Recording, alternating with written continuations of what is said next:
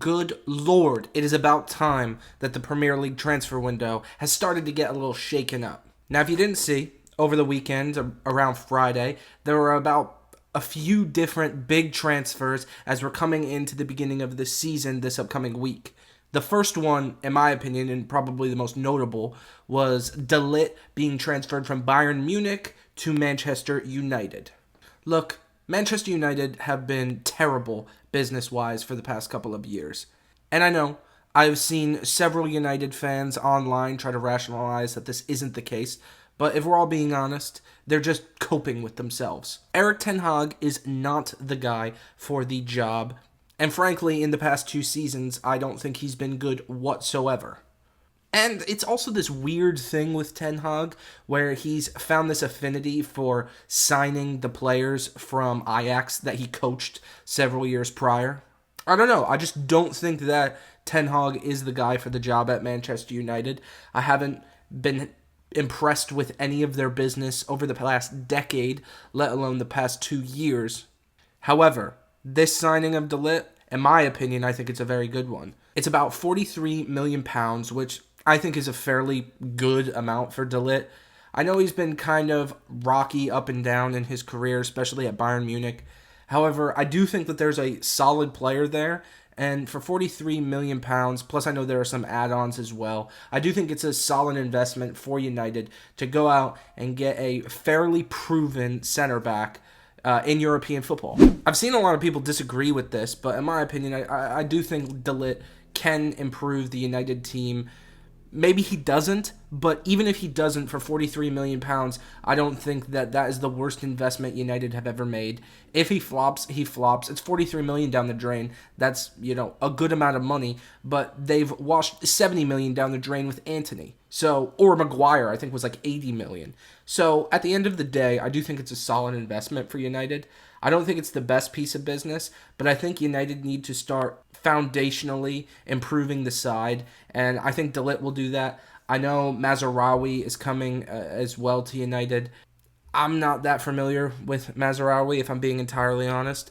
Nevertheless, De Ligt, very good signing for United, in my opinion. Hey, if you're still watching this video up to this point, please make sure to like, comment, subscribe, and click that little notification bell so you know every time I make a new video. I appreciate your support on this, but let's get right back into this video. Pedro Neto to Chelsea. This was pretty shocking to me. I didn't see this coming at all, and I don't really know if it's good or if it's bad, if I'm being entirely honest. Neto is a good player. I don't think anyone can argue that he's not, but at the end of the day, he's so injury prone, it's outrageous.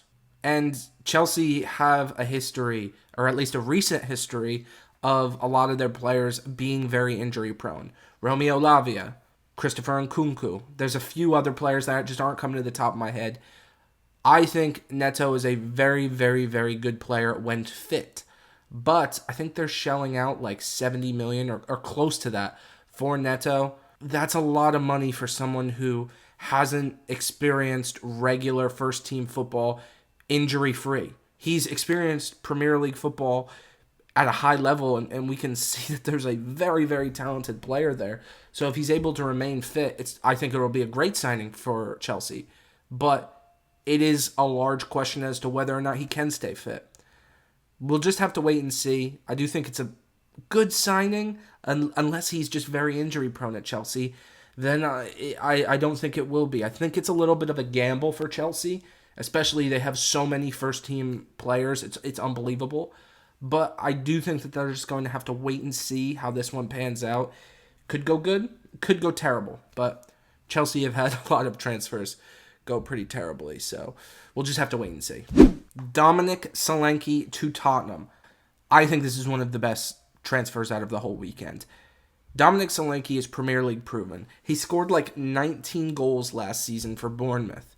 Now, Bournemouth are not a great side, no offense, but Tottenham are better, and I think Tottenham are starting to build foundationally, and I think that they needed a number 9 goal scorer. Obviously, Son plays up top, and I know he'll play as number 9. In my personal opinion, I think Son is better out wide. Maybe they'll be able to shift Son back to a winger, or they'll just play both of them up top as a strike partnership. But let's be real. The Richarlison transfer, I don't think it's worked out. I think at times Richarlison can be very, very talented. Other times he just goes missing for 90 minutes and you don't get any production out of him. So, in my personal opinion, I think Tottenham are getting a proven Premier League goal scorer who I think can only improve the squad. He's not very old. I think it's a great transfer. They spent a lot of money on him because it's a little bit of an English tax on him. But at the end of the day, I think he deserved a top 6 transfer. He's getting that. And I think that this is a player that can improve Tottenham. So I think it's a great transfer for both parties. But please, I'm going to know what you guys think down below in the comments. Do you like some of these transfers that have happened this weekend? Do you not like them? I want to know about the De Ligt one. Do you think he'll flop at United? Do you think he'll improve United? Please let me know down below in the comments.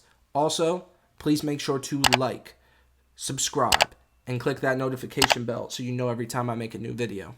I'm currently on my way to 1,000 subscribers, so any support I can get, I truly appreciate. And I will see you guys on the next one. Peace.